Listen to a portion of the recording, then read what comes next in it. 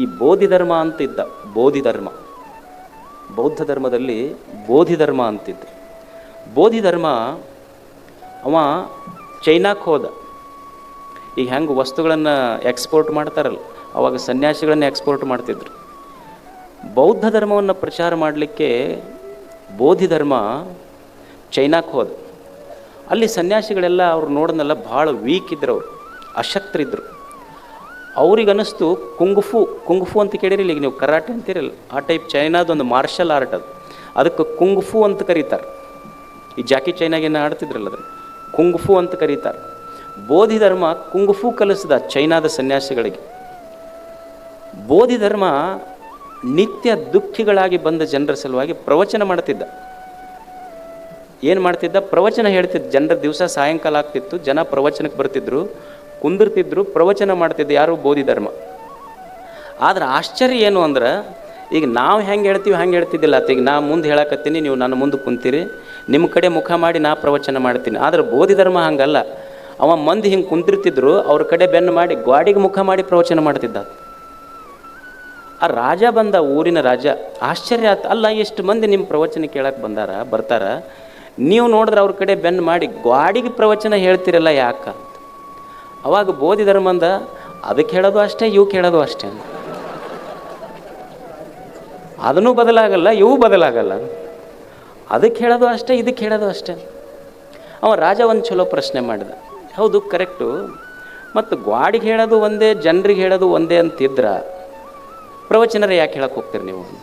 ಹೇಳಬಾರ್ದಾಗಿತ್ತಲ್ಲ. ಗ್ವಾಡಿಗೆ ಹೇಳೋದು ಒಂದೇ, ಇವ್ರಿಗೆ ಹೇಳೋದು ಒಂದೇ ಅಂತ ನಿಮ್ಮ ಮನಸ್ಸಿನಾಗಿದ್ರೆ ಪ್ರವಚನರೇ ಯಾಕೆ ಹೇಳಕ್ಕೆ ಹೋಗ್ತೀರಿ ನೀವು?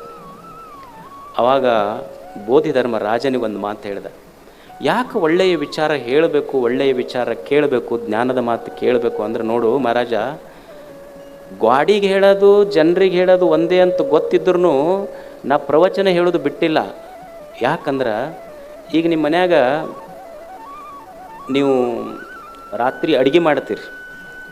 ಅಡುಗೆ ಮಾಡಿದ ಪಾತ್ರೆ ಸಾಮಾನು ಇರ್ತಾವಿಲ್ಲ, ಪಾತ್ರೆ ಸಾಮಾನು ಬೆಳಿಗ್ಗೆ ಅನ್ನ ಸಾರು ಚಪಾತಿ ಇಡ್ಲಿ ನಿನ್ನೆ ಮಾಡಿದ ಪಾತ್ರೆಯೊಳಗೆ ಮಾಡ್ತಿರೋ ತೊಳೆದು ಮಾಡ್ತಿರೋ?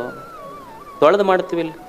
ಅದಕ್ಕೆ ಅವ ಬೋಧಿಧರ್ಮ ಹೇಳ್ತಾನೆ, ಹೆಂಗೆ ನಿನ್ನ ಮನೆಯೊಳಗಿನ ಪಾತ್ರೆ ದಿವಸ ತೊಳೆದು ನೀನು ಅಡುಗೆ ಮಾಡ್ತೀಯಲ್ಲ, ಮುಸುರಿ ಹತ್ತಿದ ಪಾತ್ರೆ ತೊಳೆದು ಅಡುಗೆ ಮಾಡ್ತೀಯಲ್ಲ, ಹಂಗೆ ಮನಸ್ಸು ಅನ್ನೋದು ಪ್ರತಿನಿತ್ಯ ನೂರಾರು ಕೆಟ್ಟ ವಿಷಯಗಳ ಮುಸುರಿ ಪಾತ್ರೆ ಆಗಿರ್ತೈತಿ. ಬೆಳಿಗ್ಗೆದ್ದು ಹೊರಗೆ ನಿನ್ನ ಮನೆ ಪಾತ್ರೆ ತೊಳೆದನ ನೀವು ಊಟ ಮಾಡಬೇಕು. ಹಂಗೆ ಮನಸ್ಸಿನ ಪಾತ್ರೆ ತೊಳ್ಕೊಂತ ಒಳ್ಳೆಯ ವಿಚಾರಗಳನ್ನು ಒಳಗೆ ತಗೋಬೇಕು. ಅದಕ್ಕೆ ನನ್ನ ಸಲುವಾಗಿ ನಾನು ಮಾಡೋದು ಇದನ್ನು, ಬೇರೆಯವರ ಸಲುವಾಗಿ ಅಲ್ಲ, ನನ್ನ ಸಲುವಾಗಿ ಒಳ್ಳೆಯ ವಿಚಾರಗಳನ್ನು ಕೇಳೋದು ಮನುಷ್ಯ. ಜ್ಞಾನದ ಮಾತು, ಅನುಭವಿಗಳ ಮಾತು ಅಷ್ಟು ಮುಖ್ಯ ಮನುಷ್ಯನಿಗೆ. ಚಲೋ ಮಾತು ಕೇಳ್ತಿರ್ಬೇಕು, ಜ್ಞಾನದ ಮಾತು ಕೇಳ್ತಿರ್ಬೇಕು ಮನುಷ್ಯ. ಈಗ ನೀವು ಮನೆ ಕಟ್ತೀರಿ, ಯಾಕೆ ಒಳ್ಳೆಯ ಮಾತು ಕೇಳಬೇಕ್ರಿ? ಯಾಕೆ ಅನುಭವಿಗಳ ಮಾತು ಕೇಳಬೇಕು? ಯಾಕೆ ಜ್ಞಾನದ ಮಾತು ಕೇಳಬೇಕು ಅಂದ್ರೆ, ಈಗ ನೀವು ಮನೆ ಕಟ್ತೀರಿ, ಮನೆ ಕಟ್ಟಿ RCC ಹಾಕ್ತೀರಿ. RCC ಹಾಕಕ್ಕೆ ACC ಸಿಮೆಂಟ್ ತಂದಿರಿ, JSW ಕಬ್ಬಣ ತಂದಿರಿ. ಅದನ್ನು ಸ್ಟ್ರಕ್ಚರಲ್ ಇಂಜಿನಿಯರ್ಗೆ, ಆರ್ಕಿಟೆಕ್ಟ್ ಇಂಜಿನಿಯರ್ನೆಲ್ಲ ಬಳಸಿರಿ. ಆದರೆ RCC ಹಾಕಿದ ಮೇಲೆ ಅದು ಕ್ರ್ಯಾಕ್ ಬರಬಾರ್ದು ಅಂದ್ರೆ ಅದಕ್ಕೆ ಕ್ಯೂರಿಂಗ್ ಮಾಡ್ಬೇಕು ನೀವು, ಹೌದಲ್ಲ? ಅಕಸ್ಮಾತ್ RCC ಕ್ಯೂರಿಂಗ್ ಇರದೇ ಇದ್ರೆ ಕ್ರ್ಯಾಕ್ ಬರ್ತೈತಿ. ಅದು ಹೆಂಗೆ ಮನೆಗೆ ಹಾಕಿದ RCC ಕ್ಯೂರಿಂಗ್ ಇರಲಿಲ್ಲ ಅಂದ್ರೆ ಕ್ರ್ಯಾಕ್ ಬರ್ತೈತಿ, ಹಂಗೆ ಇದು ಸಂಸಾರ ಅನ್ನುವಂಥದ್ದೊಂದು RCC ಇದಕ್ಕೆ ಶರಣರ ಮಾತಿನ ಕ್ಯೂರಿಂಗ್ ಇರದೇ ಇದ್ರೆ ಇದು ಸಹಿತ ಕ್ರ್ಯಾಕ್ ಬರೋಕ್ಕೆ ಶುರು ಮಾಡ್ತೈತಿ. ಇದಕ್ಕೂ ಕ್ಯೂರಿಂಗ್ ಮಾಡ್ಕೊಂತಿರ್ಬೇಕು ಅಷ್ಟ ದಿವಸ. ಎಷ್ಟು ಕ್ಯೂರಿಂಗ್ ಮಾಡ್ತೀವಿ ಅಷ್ಟು ಗಟ್ಟಿ ಹಾಕೋಂತ ಹೋಗಿರ್ತೈತಿ. ಅದಕ್ಕೆ ಜ್ಞಾನದ ಮಾತುಗಳನ್ನು ಸದಾ ಸದಾ ಸದಾ ಯಾರ ಹೇಳಿ ಮೆಲುಕು ಹಾಕ್ತಿರ್ಬೇಕಾಗ್ತೈತಿ ಮನುಷ್ಯನಿಗೆ ಚಿಂತೆ, ದುಃಖ, ನೋವು, ನಿರಾಶೆಗಳಿಂದ ದೂರ ಆಗಬೇಕಾದ್ರೆ ಜ್ಞಾನದ ಮಾತು ಕೇಳ್ತಿರ್ಬೇಕು. ಜ್ಞಾನ ಏನು ಮಾಡ್ತೈತಿ ಅಂದ್ರೆ ಮನುಷ್ಯನಿಗೆ ತಿಳಿಸಿಕೊಡ್ತೈತಿ. ಏನು ತಿಳಿಸಿಕೊಡ್ತೈತಿ ಅಂದ್ರೆ ಹೆಂಗೈತಿ ಹಂಗೆ ತಿಳ್ಕೊಬೇಕಂತ ಹೇಳ್ತೈತಿ ಅಷ್ಟ. ಜ್ಞಾನ ಅಂದ್ರೆ ಮತ್ತೇನಲ್ಲ, ಇರುವುದನ್ನು ಇದ್ದಂತೆ ತಿಳ್ಕೊಳ್ಳೋದ ಜ್ಞಾನ. ಇರುವುದು ಒಂದು, ನೀ ತಿಳ್ಕೊಳ್ಳೋದೊಂದು ಆತು ಅಂದ್ರೆ ಅದೇ ಅಜ್ಞಾನ ಅಷ್ಟೆ. ಇರುವುದನ್ನು ಇರುವಂತೆ ತಿಳ್ಕೊಳ್ಳೋದು ಜ್ಞಾನ. ಇರುವುದೊಂದು, ನೀ ತಿಳ್ಕೊಳ್ಳೋದೊಂದು ಆತು ಅಂದ್ರೆ ಅಜ್ಞಾನ ಅಷ್ಟೆ. ಇರುವುದನ್ನು ಮನುಷ್ಯ ಇರುವಂತೆ ತಿಳ್ಕೊಬೇಕು, ಇದ್ದದ್ದನ್ನು ಇದ್ದಂತೆ ತಿಳ್ಕೊಬೇಕಷ್ಟೆ.